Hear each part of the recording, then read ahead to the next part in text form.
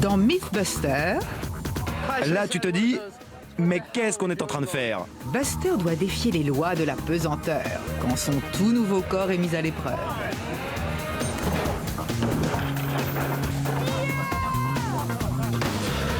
Jamie et Adam viennent en aide aux fêtards assoiffés, Elle a l'air bien fraîche. en cherchant le moyen le plus rapide de refroidir une bière. Et les membres de notre équipe d'apprentis se mettent en danger dans leur quête des origines de l'électricité. La vache! Mais qui sont les Mythbusters?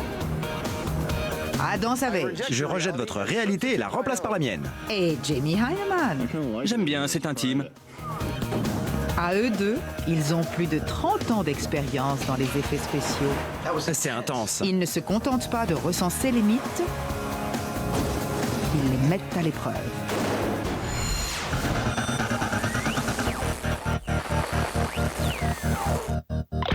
C'est le pire cauchemar des fêtards.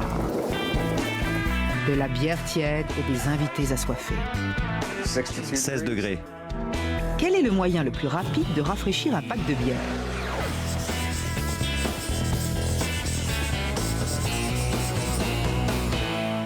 Encore un mythe en rapport avec l'alcool, Jamie. Ça veut dire qu'on va encore devoir se saouler dès le matin. On n'est pas obligé, mais on pourrait. C'est sur le site de Discovery qu'on a découvert ce mythe. Un fan nous a écrit pour nous expliquer qu'il avait entendu dire qu'au Vietnam, quand les soldats étaient sur le champ de bataille et qu'ils voulaient rafraîchir leur pack de bière, ils l'enterraient dans le sable, versaient 1 litre d'essence dessus, puis mettaient le feu. Et on ne sait pas trop comment, quand ils le déterraient, le pack était à bonne température. Voilà un mythe qui promet d'être amusant à tester. Oui, il n'y a rien de plus important ici que l'essence et la bière. Rafraîchir de la bière. Nos amis vont être obligés de se documenter. Un voyage d'études s'impose. Jamie, j'ai trouvé l'endroit idéal pour faire des expériences avec de la bière, ici, au Connecticut Yankee. Ils ont de la bière? Plein. À l'intérieur, le pape de la bière. Son nom? Fritzy. Fritzy, est-ce que tu as entendu parler de ce mythe disant qu'on peut refroidir un pack de bière enfoui dans le sable en versant de l'essence dessus? Et en y mettant le feu. Non, Tu ne le connais pas celui-là. non, Qu'est-ce que tu en penses? Ça peut marcher? non. Fritz, quelle est la température idéale d'une bière? Environ 3 degrés. 3 degrés. Je pense oui. D'accord. 3 degrés.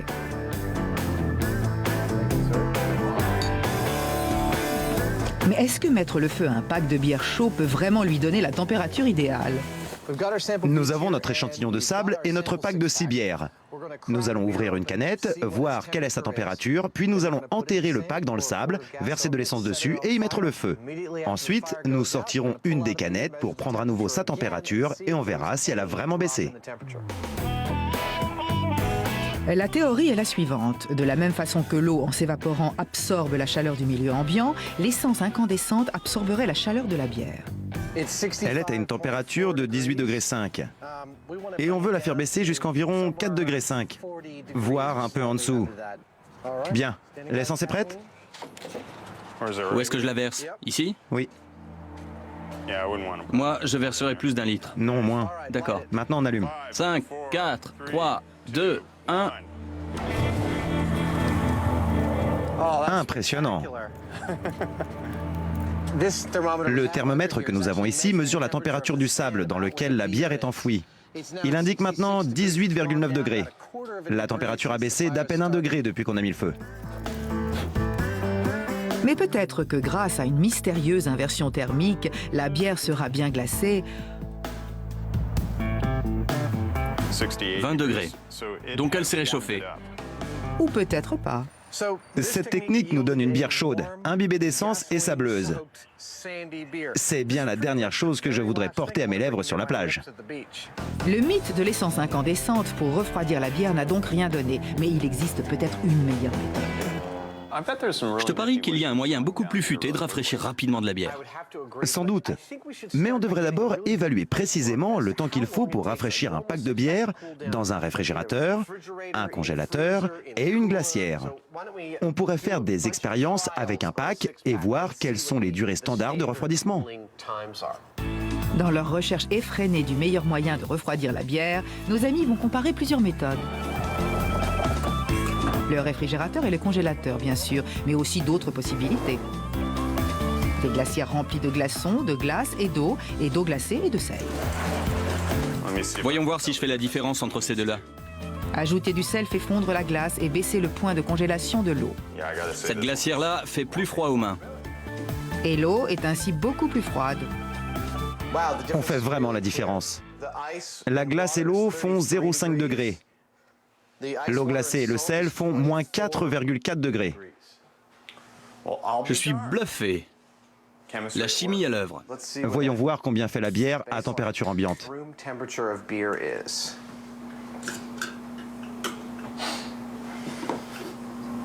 Qu'est-ce que t'en dis? C'est la température de la pièce, 16,6 degrés. C'est exactement ce qu'on a là-bas. Nos deux compères vont relever un certain nombre de données.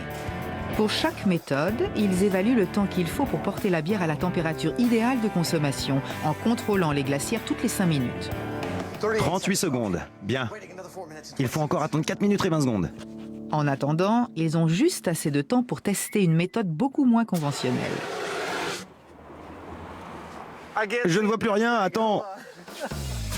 L'extincteur est rempli de dioxyde de carbone liquide sous pression. Une fois libéré en gaz qui rafraîchit l'air, il se transforme en glace. C'est froid.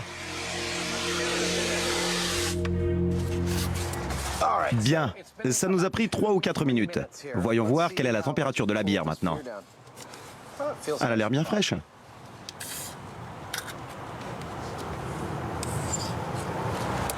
« 2 degrés 7. 2 degrés 7. On n'est pas loin de la température idéale. Si vous en avez un et que vous êtes prêt à dépenser 30 $ pour rafraîchir votre bière au plus vite, alors je pense que vous pouvez faire ça. C'est plutôt efficace. Désolé, on en est où? Donc, 3 minutes pour arriver à la bonne température avec l'aide d'un extincteur. Que vont donner les autres tests après 5 minutes? 5, 4, 3, 2, 1, vas-y. D'accord. Je sors une bière.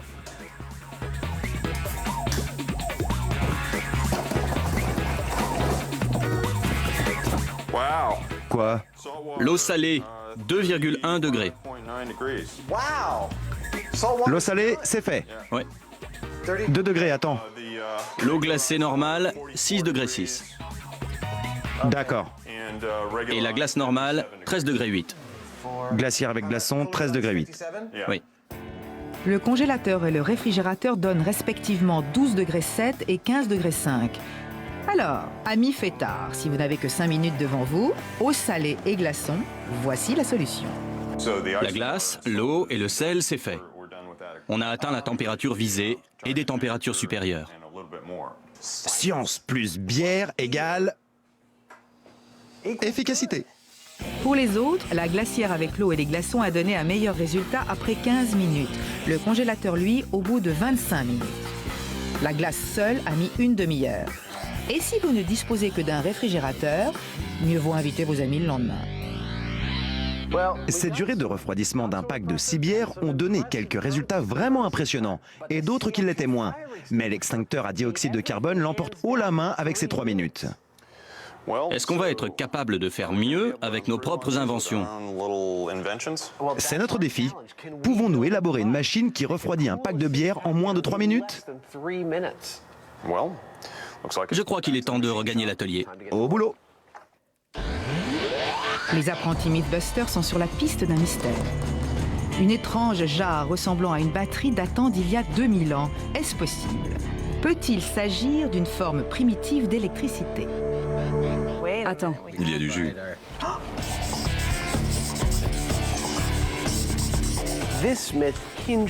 Ce mythe repose sur une pièce archéologique unique, mais apparemment crédible. Dans les années 1930, on a retrouvé une urne à Bagdad. Elle date de 250 avant ou après Jésus-Christ. Et à l'intérieur, ils ont retrouvé un tube en cuivre avec une tige de fer au milieu. Elle avait un bouchon en asphalte sur le dessus et des résidus d'un liquide acide à l'intérieur. Tout cela laisse supposer qu'il peut s'agir d'une batterie antique. Une batterie datant d'il y a 2000 ans. Les batteries ont été inventées il y a 200 ans. L'urne contenait prétendument un tube en cuivre en suspension dans de l'acide avec une tige en fer à l'intérieur. Pour tester la vraisemblance de cette histoire, notre équipe d'apprentis va réaliser sa propre jarre. Et si ça fonctionne, ils essaieront de découvrir à quoi elle pouvait servir. Premier arrêt, l'atelier de poterie. Scotty, est-ce que tu as déjà tourné une poterie? Par terre? Comme une roue de voiture? Tu m'as tout l'air d'une spécialiste de la poterie. Je préfère la porcelaine, c'est plus fin. L'artiste John Deloy reconnaît qu'il n'est pas expert en batterie antique. Mais en revanche, en poterie... Je pense qu'il devait utiliser la terre cuite, parce que c'est ce qu'il trouvait en creusant le sol. Il est temps pour notre équipe de se salir les mains. Je vais finir très sale et tout en sueur, mais j'aurai un ravissant cendrier pour ma mère. Sous la direction de John, elle va fabriquer des jarres de 15 cm de haut avec un trou de 4 cm de diamètre au sommet. C'est amusant comme mythe à reproduire. On s'appuie sur l'histoire et on y ajoute un peu de science. Finalement, elle a fabriqué 10 pots en terre cuite. Regardez ma poterie! Maintenant, il faut les transformer en batteries. Souvenez-vous, il y avait une tige en fer et un tube en cuivre à l'intérieur des jarres. Et ce détail a son importance, car tous les métaux n'ont pas les mêmes propriétés électriques. Nous avons deux différents types de métaux, du zinc et du cuivre. Ils fonctionnent comme des électrodes. Et le citron agit comme un électrolyte. On va utiliser notre voltmètre et on va vérifier si le citron conduit le courant électrique. C'est une expérience classique des cours de sciences. Le jus acide du citron attire les électrons du cuivre vers le zinc, créant ainsi un courant électrique. On obtient un courant d'environ 1 volt avec ce citron. Le problème, c'est qu'on nous a dit que dans la batterie de Bagdad, il y avait du fer et du cuivre. On va voir si on peut obtenir un courant électrique avec ces deux métaux. On obtient un courant beaucoup plus faible. Le fer ne donne qu'un tiers des volts obtenus avec le zinc. Mais cela reste du courant. On obtient des résultats similaires avec d'autres acides comme le jus de raisin ou le vinaigre. Avec le jus de raisin, on obtient 0,89 volts. Toujours pleine d'entrain, notre équipe d'apprentis passe à la fabrication en série.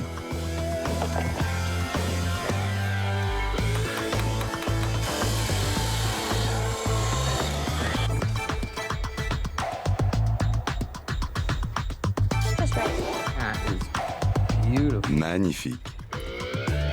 Le jus de citron, ça pique les yeux. C'est bien serré. Maintenant, je vais tester le voltage. 0,269. Ça ne fait pas beaucoup. Le citron a donné un meilleur résultat. Un tiers de volt. Ce n'est pas beaucoup. Mais ça fait au moins une petite décharge. Ah, attendez, j'ai reçu une décharge. Où sont-ils allés chercher cette idée?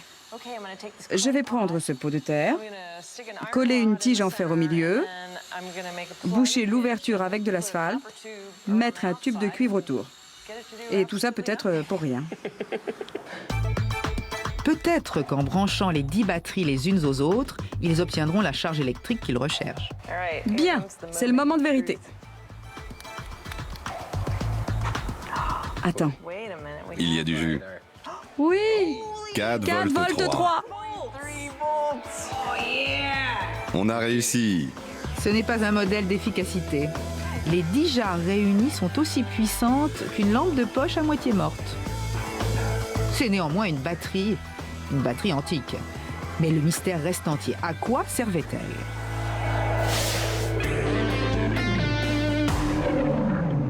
Les Mythbusters font travailler leur matière grise pour les besoins des buveurs de bière. Peuvent-ils fabriquer une machine qui refroidisse un pack de bière en moins de 3 minutes ? L'idée de Adam est une sorte d'entonnoir à refroidissement avec un tube de cuivre serpentant dans de la neige carbonique.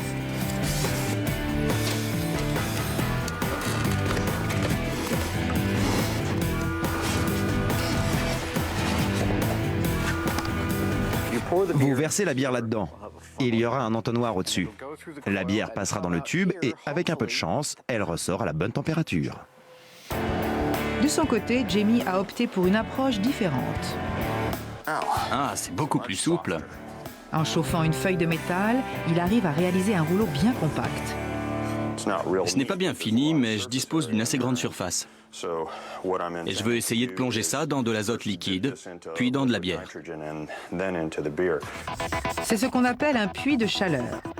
Le métal refroidi est plongé dans la bière. Il absorbe la chaleur et, avec un peu de chance, laisse la bière à la température idéale. Regarde-moi ça. Tu ne l'as pas secoué, j'espère. Non, promis. Merci. Vraiment, je te le jure. Je sais que tu ne me crois pas. Je voulais juste faire l'idiot avec la caméra. C'est super, comment tu as fait ça? Je sais que tu n'as pas trop l'esprit de compétition, mais je dois dire que je trouve toujours très amusant de voir combien les solutions que je peux trouver sont différentes des tiennes. C'est assez fascinant. Fascinant? Peut-être. Mais l'une de ces machines va-t-elle fonctionner? Le bruit du métal...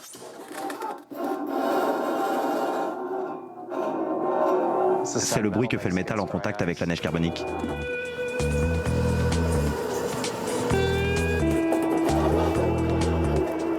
J'ai une bière à température ambiante et un verre vide que je place en dessous.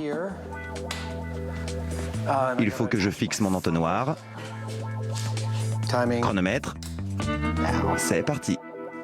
On verse donc la bière tiède dans l'entonnoir. Elle doit ressortir froide. Intéressant.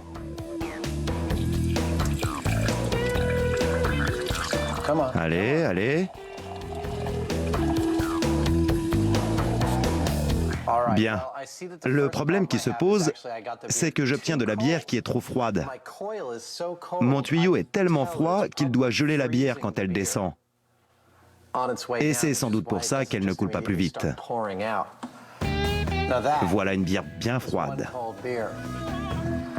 Elle est à 0 degré. Elle est complètement glacée. Bien, j'ai achevé mon refroidisseur de bière. Je lui ai même mis une poignée pour ne pas avoir trop froid aux mains. L'idée, c'est que je le plonge dans de l'azote liquide ou n'importe quelle autre substance qui pourrait le refroidir. Puis, je le plonge dans la bière. À moins 200 degrés, l'azote liquide n'est pas le genre d'article que vous trouverez derrière le bar du bistrot du coin. Mais pour être froid, c'est froid. Ça craque.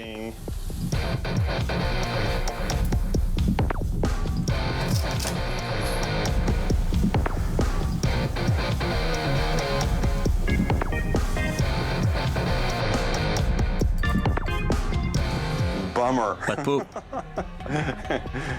Elle n'est descendue que de quelques degrés. Et je crois que le plus gros de la bière a fini là-dessus. Je pense qu'il faudrait que je le laisse là-dedans un peu plus longtemps. Comme serveur, Jamie et Adam n'ont pas encore assez de bouteilles. Ils ont du chemin à parcourir avant le refroidissement final. Bien, essayons encore. Retour au mythe des batteries antiques. Notre équipe a établi que l'ensemble des jarres pouvait produire du courant. Mais à quoi ces jarres pouvaient-elles servir? Grâce à nos recherches, nous avons pu isoler 3 utilisations possibles de cette électricité. L'une d'entre elles est la galvanoplastie. Oh, beau travail. La suivante, c'est le soulagement de la douleur à l'aide d'aiguilles d'acupuncture. Et la troisième, c'est l'expérience mystique. C'est celle-là qui me semble la plus probable. Vous avez ce truc bizarre et il peut vous faire recevoir une décharge. Les gens ne pouvaient pas comprendre d'où ça venait. Et ça a été utilisé dans un but religieux. Notre équipe va donc tester la batterie antique pour la galvanoplastie, le soulagement de la douleur et l'intervention divine. Tout d'abord, la galvanoplastie, l'utilisation d'un courant électrique pour recouvrir un objet métallique d'un autre métal en libérant les particules d'une solution salée. Dans notre cas, il s'agit de recouvrir du cuivre avec du zinc. Les batteries antiques nous fourniront du courant. Il y a des petites bulles qui se forment. Je suis sûre que ça veut dire que ça marche. Ils vont laisser agir la galvanoplastie toute la nuit.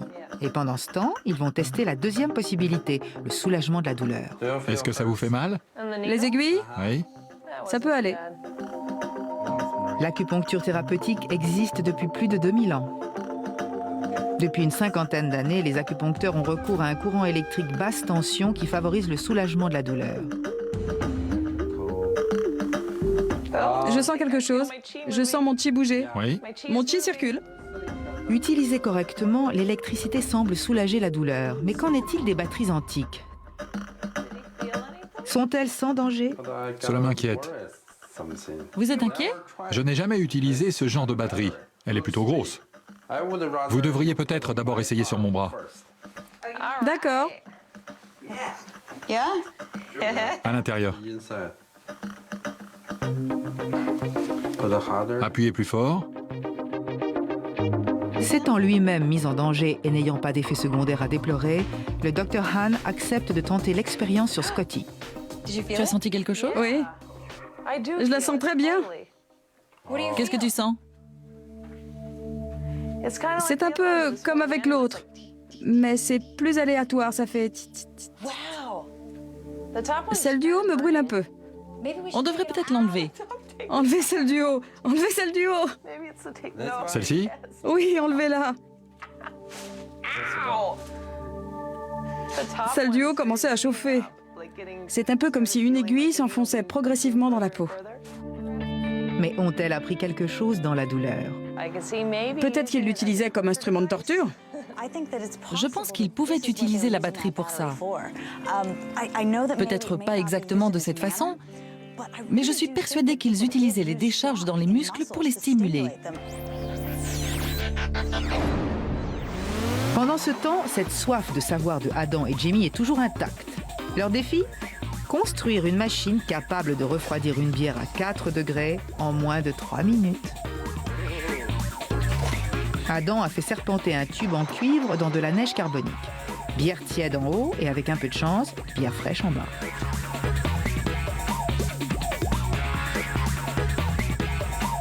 Jamie a fabriqué un puits de chaleur, une feuille de métal cylindrique qu'il plonge dans de l'azote liquide avant de la tremper dans la bière. Pour l'épreuve de force, ils retournent au pub où le grand amateur de bière Fritzy fera office de juge. Adam ouvre les hostilités. La neige carbonique refroidit trop le tube. Donc je vais mettre des vrais glaçons.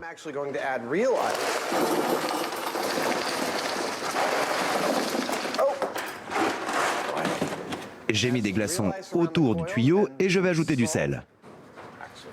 Ce truc va dégouliner sur le bar, d'ailleurs c'est déjà le cas. 3, 2, 1, c'est parti.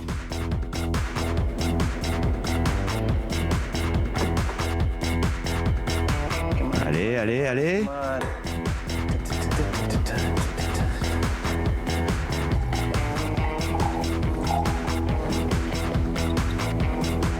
« 30 secondes. 30 secondes.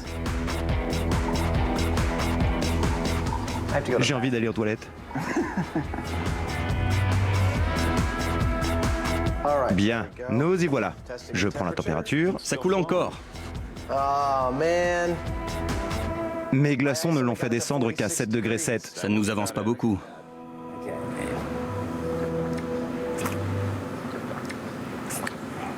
C'est buvable, mais c'est pas vraiment froid. Le refroidisseur de Adam a échoué au test Fritzy. Plus d'1 minute pour une seule canette et la bière est trop chaude. À présent, c'est au tour de Jamie. Tu es prêt pour l'azote liquide? Absolument. Si tu soulèves d'un côté, je m'occupe du reste. C'est intéressant, mais ça paraît un peu effrayant. Voyons voir l'effet que ça a sur une bière. 3, 2, 1, c'est parti. Oui. Jamie, tu ne nous avais pas parlé de ça? Maintenant, tu sais. Ce n'est pas si mal. C'est impressionnant. 17 secondes. 20 secondes.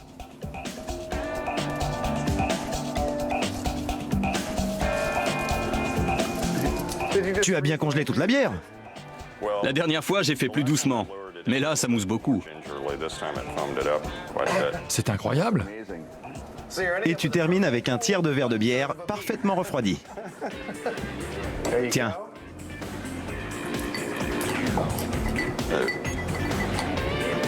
Je ne crois pas que j'y sois arrivé.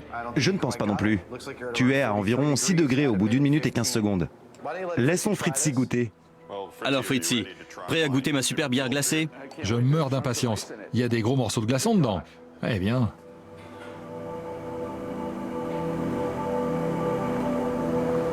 Ton gros rouleau n'a servi à rien. C'est pas très chaud. Enfin, je veux dire, pas très froid. Mais c'est quand même plus froid que celui-là. J'aime bien avoir une bonne excuse pour boire de la bière dès le matin. Mais je suis quand même un peu déçu de ce qu'on a fait. C'est l'une des toutes premières fois que nous échouons à la fabrication d'une de nos machines. Oui, mais nous avons trouvé l'extincteur à gaz carbonique et c'est de loin ce qui a le mieux marché. C'est juste. Mais pour ce qui est de l'idée de départ, enterrer un pack de bière, verser de l'essence dessus et mettre le feu... Oui, ça, c'est totalement bidon. C'est une mauvaise idée, c'est dangereux et ça pollue. Ce n'est pas une solution pour refroidir de la bière. Quand il s'agit de rafraîchir de la bière, le feu n'est pas le meilleur allié. Ce mythe est bidon. Jamie et Adam ont décidé d'honorer une promesse. Il y a quelque temps, ils sont allés voir Ben, qui, pour la cause Mythbuster, leur avait fait don de Earl, sa Cadillac. Tu nous as vus à la télé et tu t'es dit qu'on pourrait la faire exploser. C'est ce que j'espérais, oui. On va faire de notre mieux. Et c'est ce qu'ils ont essayé de faire en tirant sur le réservoir d'essence de Earl. En vain, à présent, ils veulent prendre leur revanche. J'ai cassé quelques voitures dans ma jeunesse, mais je n'en ai encore jamais balancé une du haut d'une grue. Jamie meurt d'impatience, mais il y a un hic. Ils veulent que Buster fasse partie du voyage. Mais honnêtement, il n'est pas en état de relever le défi. Avant de lancer la Cadillac, les Mythbusters ont une mission à accomplir. Il est temps de le réparer, de la tête aux pieds. Je ne pensais pas que c'était possible quand nous avons commencé la saison avec lui. Mais à force de travailler sur sa mécanique pour le réparer, je crois que nous sommes capables à présent de lui fabriquer un tout nouveau squelette et un tout nouveau corps. Les mannequins pour les tests de résistance au choc sont conçus pour des impacts 80 fois supérieurs à la force de gravitation. Buster a supporté des chocs 5 fois plus violents. Buster version 2 sera plus résistant. Et parce que Adam et Jamie savent que le pauvre Buster finit toujours par s'en sortir, ils feront en sorte qu'il soit plus facile à réparer. L'heure de la reconstruction a sonné. D'abord le squelette. Les nouvelles articulations sont réalisées à partir d'aluminium moulé et les os sont en bois de peuplier.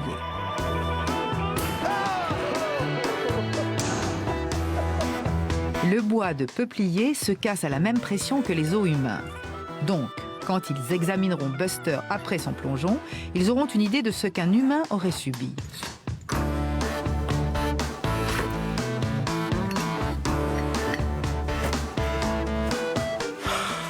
Jamie? Oui. Regarde ça.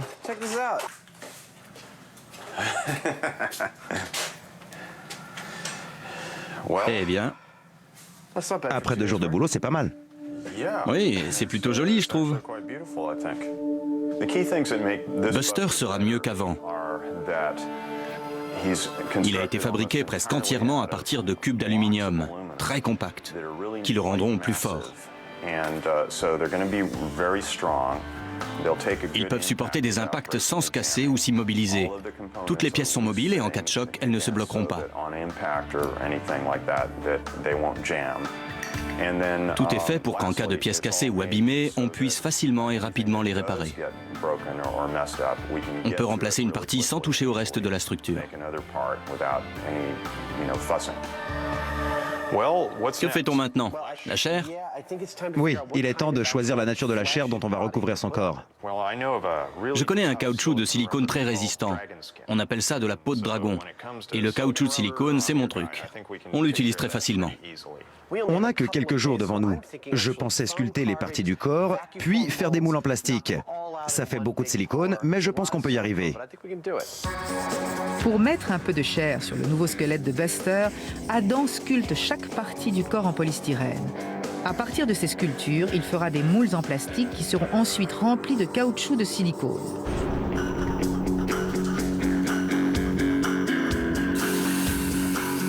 Des années d'expérience dans la conception de mannequins ont fait de Adam un expert. Je suis en train de faire les premières sculptures en polystyrène des différentes parties du corps du nouveau Buster. Ensuite, on en fera des moules qu'on remplira de caoutchouc. Ça, c'est le nouveau mollet de Buster. Jusqu'ici, tout va bien, mais le nouveau ventre de Buster donne matière à polémique. Buster n'était pas un peu plus fin que ça, hein. Il a l'air un peu grassouillet. Je suis en train de l'affiner. Mais je me disais que ça ne serait pas si mal qu'il ait des poignées d'amour. Tu veux dire que tu voudrais qu'il te ressemble? Oui, pourquoi pas. Je peux le faire à mon image.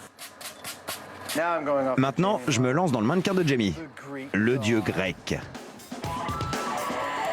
Il faut à présent faire les moules en plastique. Maintenant, on va faire fondre le plastique. On va le chauffer jusqu'à ce qu'il soit bien malléable, un peu comme un morceau de tissu. Ensuite, on va le disposer sur ces sculptures et allumer l'aspirateur situé sous la table. C'est ce qu'on appelle le formage sous vide. Le plastique va refroidir et épouser la forme des sculptures pour former nos moules. Regardez ça. Adam est impressionné par lui-même. C'est magnifique. Magnifique. Bien. Les moules sont finis. Maintenant, la peau de dragon de Jamie peut entrer en scène. On dirait qu'on fait des mannequins en crème anglaise. Est-ce qu'on est en train de fabriquer le plus grand mannequin en gelée du monde? Non, c'est un mélange de polyorganosiloxane et de silice amorphe. Ce n'est pas très appétissant. Non, ça doit être un peu dur et difficile à mâcher. Une fois terminée, la peau est capable de résister à presque tous les types d'impact. Et elle ne brûle pas, même sous un chalumeau. Buster sera un homme fort et rose. Je n'aime pas ce rose, ça donne la chair de poule. Oui, mais nous aussi, on doit donner la chair de poule à Buster. Peut-être qu'avec le temps, il prendra des couleurs. On finit de couler le caoutchouc dans la nouvelle poitrine de Buster. Et ce sera terminé. Avec un peu de chance, on pourra le démouler ce soir.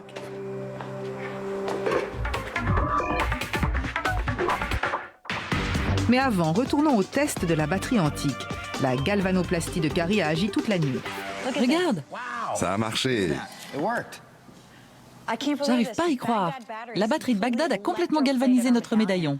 Super. Ça nous prouve au moins quelque chose. La batterie de Bagdad peut galvaniser un métal. Ça veut dire que c'est une utilisation possible. C'est une explication de l'existence de ces batteries. Oui, c'est super. Si Tori semble si peu impressionné par ce succès retentissant, c'est qu'il a bien d'autres choses en tête. Regarde. Notre équipe avait isolé une troisième utilisation possible des batteries, l'invocation religieuse. Et Tori doit fabriquer l'objet qui permet de tester cette hypothèse. Exode chapitre 25-10. Ils feront une arche en bois d'acacia, longue de 2 coudées et demie, large d'1 coudée et demie. D'accord. Je crois que j'ai du boulot. Selon les indications de la Bible, Tori construit l'arche d'alliance biblique. Qu'est-ce que tu fais? Eh bien, je construis l'arche d'alliance. Enfin, une réplique. Ce n'est pas la vraie, évidemment.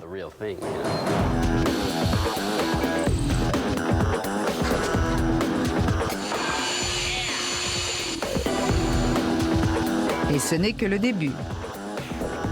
2 anges dorés sont posés sur l'arche. C'est Carrie qui s'en charge.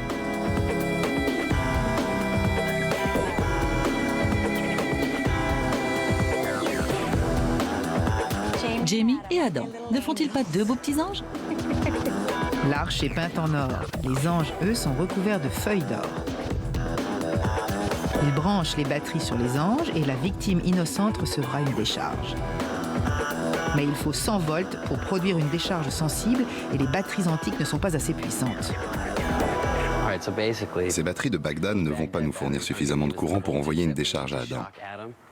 Ce que je vais faire, c'est que je vais accrocher notre arme secrète rouge. C'est l'appareil pour la clôture électrifiée. Nous l'avons déjà utilisé une fois. Je vais l'accrocher aux anges et avec un peu de chance, cela nous fournira la décharge dont nous avons besoin. Ils ont déjà utilisé ce gadget pour le mythe qui consistait à uriner sur une clôture électrifiée. Et voilà, j'ai reçu une décharge. Ce n'était rien. Ça n'a pas l'air bien méchant. On veut vraiment que ce soit une décharge digne de ce nom. On veut que les cheveux d'Adam se dressent sur sa tête. Mais il a les cheveux trop courts.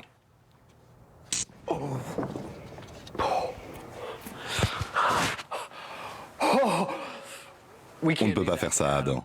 Lors de son expérience avec la clôture, Adam a évité de justesse l'électrocution. C'était un circuit à haute tension mais avec un faible ampérage. Ce n'est pas mortel mais ça fait mal. Sur une échelle de 1 à 10, quelle était l'intensité de cette décharge? Je dirais 211. Sérieusement? Ça fait si mal que ça? Essaye. La vache!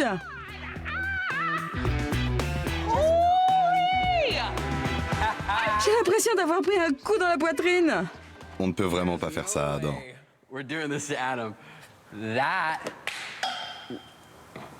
C'est incroyable.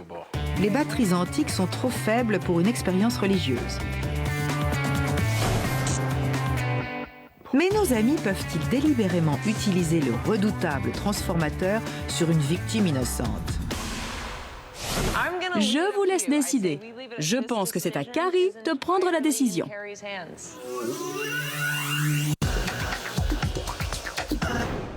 Il est temps d'aller voir où en est Buster.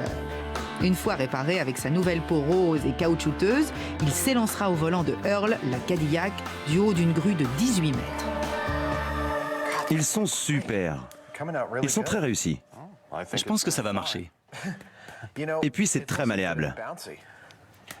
Je dois dire que ça ressemble beaucoup plus à de la chair humaine que pour notre première version où on l'avait rempli de mousse.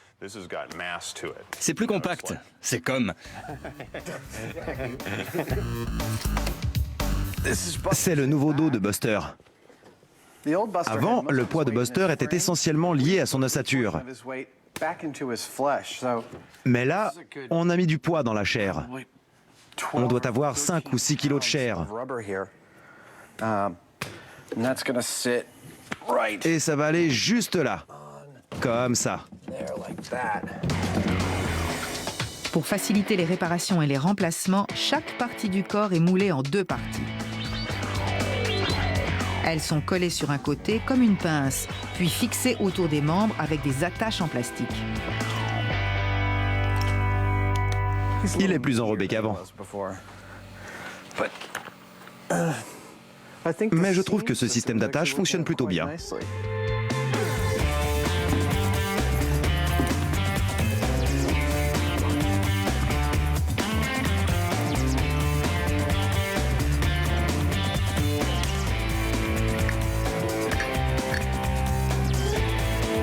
Il a une bonne mobilité.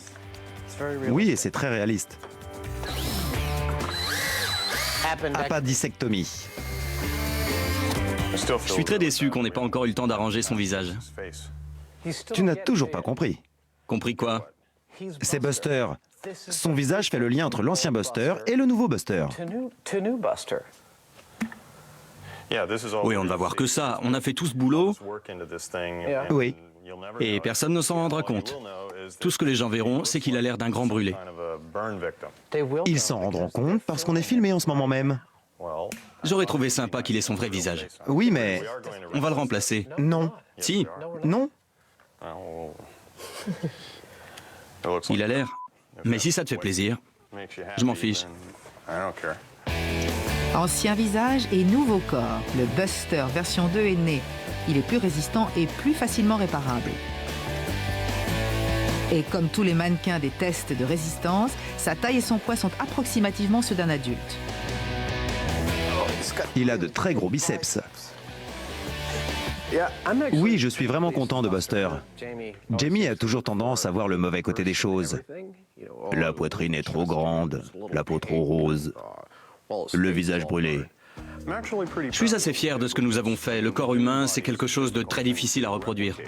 4 jours et demi pour faire les moules, le faire sortir de l'atelier et l'assembler. Je suis vraiment impressionné. Je défie quiconque d'examiner notre travail et de dire que c'était une perte de temps ou que c'était trop compliqué. Buster mérite bien mieux que ça. Je trouve que c'est vraiment un mannequin Mythbuster, réussi et viable. Un mannequin sur le point d'endurer ce que n'importe quel autre mannequin ne doit pas vivre. Mais tout d'abord, le dernier test de la batterie antique. Il y a 2000 ans, dans une société où l'électricité était apparemment inconnue, une décharge électrique a-t-elle pu inspirer une expérience religieuse? Ça va marcher. Notre équipe a fabriqué la réplique de l'arche biblique et l'a électrifiée de façon à ce qu'elle produise une décharge. Adam est au courant. Ça ressemble à Dieu? C'est magnifique. Mais ce qu'il ignore, c'est qu'ils ont peut-être remplacé les batteries antiques par un transformateur. Ce qui serait la ruse la plus vicieuse de l'histoire des Mythbusters. Qu'est-ce que je fais? Tu t'approches avec scepticisme, tu lèves les mains vers les idoles, tu regardes Dieu dans les yeux et tu les empoignes. Vous ne les auriez pas reliés à un transformateur électrique, par hasard? On aurait dû. Non mais c'est une bonne idée. Bien. Tu devrais faire partie de notre équipe. Je suis à peu près convaincu que vous n'avez pas fait ça. C'est prêt? Vas-y. D'accord. Je peux poser mes mains n'importe où. Je suppose. J'en sais rien. Tu as senti Dieu? Vous les aviez branchés au transformateur? Oui. Jouer avec l'électricité est dangereux, c'est le moins qu'on puisse dire. Et en plus, les décharges électriques, ça fait mal. Ça va? Oui.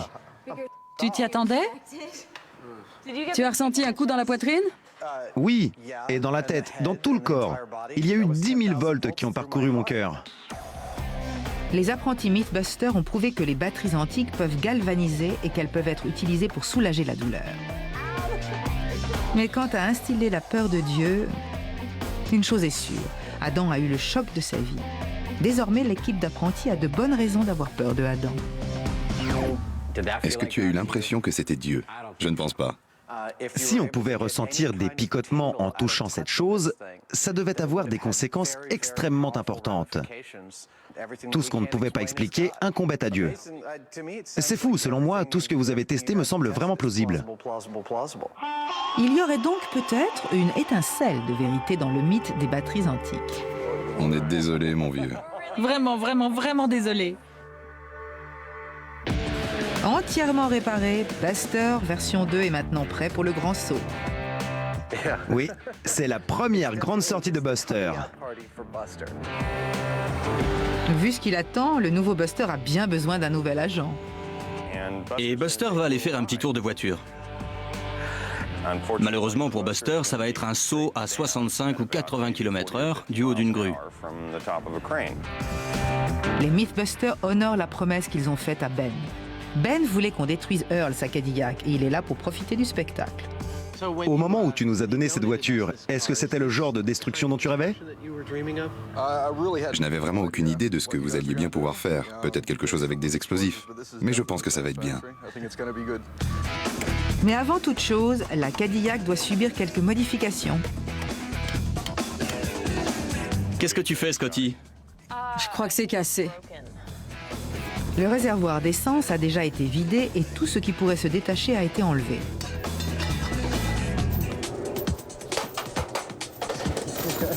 Faites comme si je n'étais pas là. Ils vont utiliser des chaînes pour attacher la voiture à la grue. Des chaînes en or pour une Cadillac noire. Ces chaînes doivent passer derrière le siège arrière. Mais au cas où vous ne le sauriez pas, les fenêtres ne s'ouvrent pas. Alors, que faire? Qu'est-ce que tu as trouvé, Scotty? J'ai de la céramique provenant d'une bougie d'automobile. On m'a dit que si on prenait un bout de céramique cassé et qu'on le jetait contre la fenêtre d'une voiture, elle volerait en éclats. Vraiment? Comme par magie. J'ai déjà entendu ça, mais ça paraît assez improbable, non? Si, mais on ne sait jamais. Voyons voir ça. Attention à tes yeux. Maintenant, tu penses que ça va marcher? Non. J'ai touché la peinture.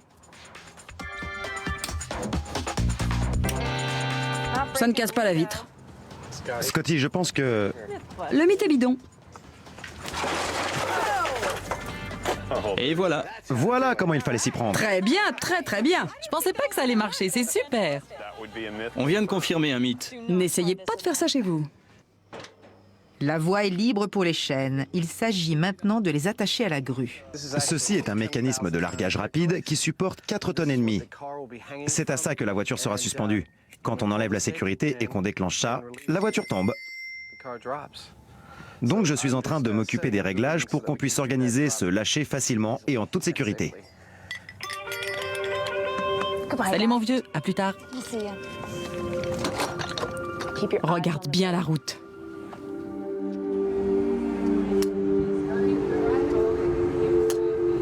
C'est bon. Adam, Oui, écarte-toi. c'est toujours à ce moment-là que vous vous demandez « Est-ce que j'ai fait les bons réglages? Est-ce que tout est en place pour que ça marche ?» Il faut que tout fonctionne comme prévu.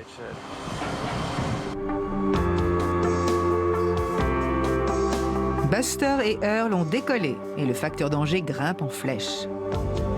Ce sont près de 2 tonnes d'acier qu'ils soulèvent au-dessus de leur tête. Carrie, il faut que tu recules tout en déroulant la corde. D'accord, Et je te conseille d'aller plutôt par là. d'accord. Ok, stop. C'est le truc le plus génial que j'ai jamais vu. C'est terrifiant. Là tu te dis « Mais qu'est-ce qu'on est en train de faire ?» Perché à près de 20 mètres de hauteur, Buster est en train de se poser exactement la même question. Ben voit son vœu exaucé avec sa Cadillac. À cette hauteur, c'est comme heurter de plein fouet un mur à 90 km/h. C'est le test de résistance idéal pour le tout nouveau Buster. Ne lâchez pas. D'accord. Et 3, 2, 1...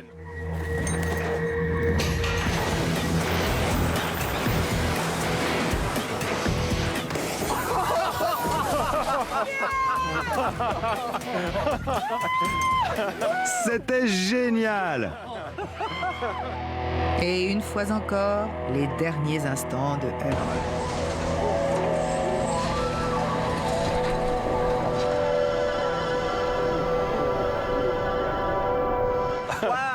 Fantastique. Regardez-moi ça. Je ne suis pas sûr que Buster soit entier. Je n'ai jamais vu un truc pareil. L'avant de la voiture s'est aplati comme une crêpe. Aucun doute, Earl n'est plus.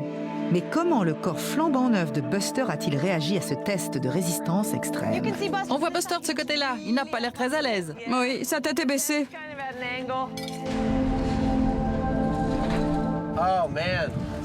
Il a perdu un bras. Voilà.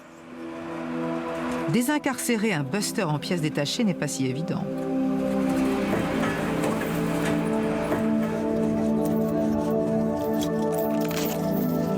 Voilà. Jamie, on a un os cassé ici. Bien. Ça a marché à merveille.